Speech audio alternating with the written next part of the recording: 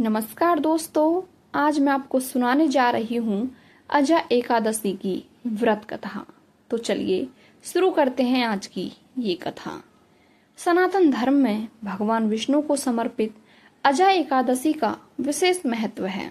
अजा एकादशी का व्रत भाद्रपद मास के कृष्ण पक्ष में रखा जाता है। इसे जया के नाम से भी जाना जाता है। मान्यता है कि इस दिन उपवास और पूजा करने से जीवन की सभी परेशानियां दूर होती हैं। यदि इस दिन विधि पूर्वक श्री हरि और धन की देवी माता लक्ष्मी की पूजा अर्चना और व्रत कथा का पाठ करना चाहिए।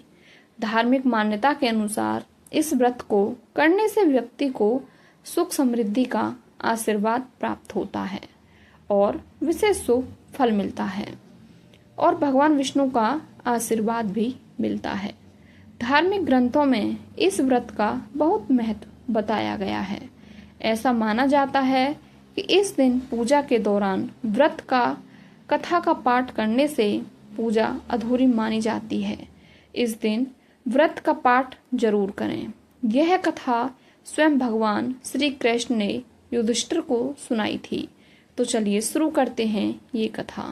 बोलो एकादशी मैया की जय। पुराणों के अनुसार सतयुग में हरिश्चंद्र नाम का एक महान दयालु राजा रहता था, जो हमेशा सत्य के मार्ग पर चलता था। एक बार उनके जीवन में ऐसा समय आया जब सारा राजपाट चौपट हो गया। बुरी परिस्थिति में पत्नी और पुत्र दोनों दूर हो गए। वे अपने धर्मनिष्ठ स्वभाव के कारण वे प्रसिद्ध थे, लेकिन समय के साथ उनके ऊपर विपरीत परिस्थितियां आ गईं और उन्हें अपना राज्य, संपत्ति और परिवार सब कुछ खोना पड़ा। हालात इतने कठिन हो गए कि उन्हें एक चांडाल के घर का दास जीवन व्यतीत करना पड़ा। इन कठिन परिस्थितियों में राजा हरिश्चंद्र अत्यंत दुखी और निराश हो गए।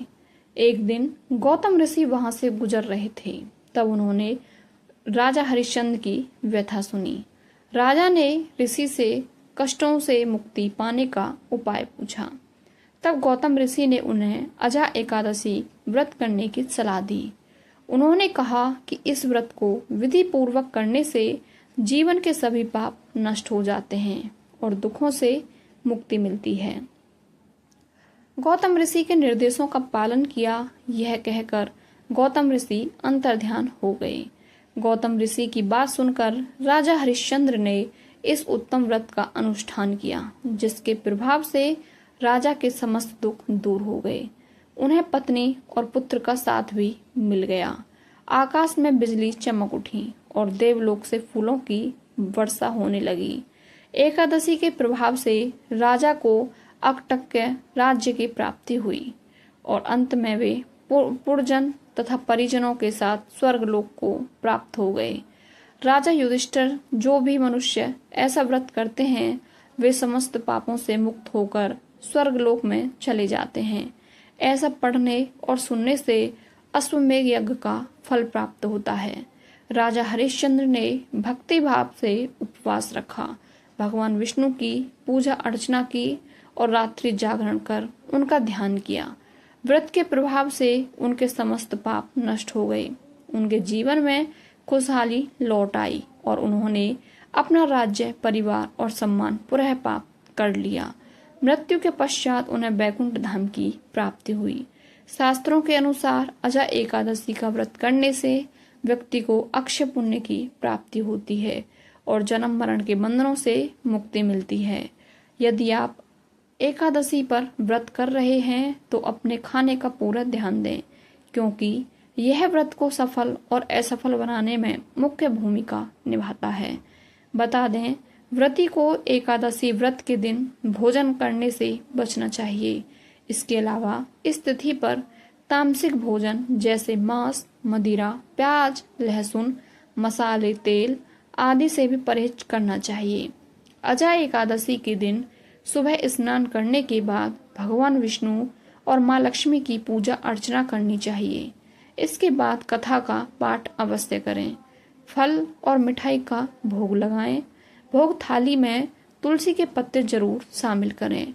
धार्मिक मान्यता के अनुसार इस उपाय को करने से इस साधक को श्री हरि विष्णु की कृपा प्राप्त होती है और जीवन में खुशियों का आगमन होता है। इस दिन दान करने का विशेष महत्व है। पूजा करने के बाद मंदिर या गरीब लोगों में अन्न धन समेत आदि चीजों का दान करें। ऐसा माना जाता है कि अजा एकादशी के दिन दान करने से धन लाभ के योग बनते हैं और जीवन में किसी भी चीज की कमी नहीं होती। आपको ये कथा कैसी लगी हमें कमेंट करके अवश्य बताएं और यदि आप हमारे चैनल पर नए हैं तो चैनल को सब्सक्राइब करके बेल आइकन अवश्य प्रेस करें। मिलते हैं आपसे अगली कहानी में। आपका बहुत बहुत धन्यवाद।